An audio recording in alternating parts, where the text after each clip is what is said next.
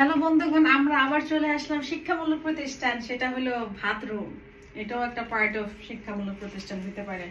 So আবার সেই তৃতীয় পার্ট নিয়ে চলে আসলাম ডিসক্রিট শীটে। ঠিক আছে, তো একটা আপুর আমার কাছে কোশ্চেন ছিল যে আপু এটা ইউজ করার পরে কি করব, অনেকে নাকি বাথরুমে ফালায় চলে যায়। হ্যাঁ, এটা সত্যি। তো আমি গুগল করে সার্চ করে এটা নিয়ে অনেক গবেষণা করছি। আমার এক ভাইও ফোন দিচ্ছে, আপনারা যারা খুব তাড়াহুড়ার মধ্যে আছেন, মানে পড়ে যাবে অবস্থা, নাম্বার 1 বা নাম্বার 2, এটা রিয়েলি এই মাঝখানটা আপনার খুলতে হবে না। না খুলে আপনি চট করে বসায় দিতে পারবেন। ঠিক আছে, আপনাদেরকে দেখাইতেছি।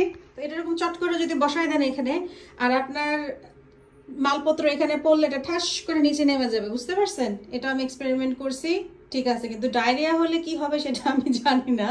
তো এটাও একটা, এটা ইউজ করার পরে আপনি এটা সুন্দর করে এভাবে নিয়ে এভাবে চাপ দিয়ে ভদ্র মানুষের মতো ফ্ল্যাশ করে দিন। এটা ফ্ল্যাশ করা যায়। আশা করি সবাই ভালো থাকে।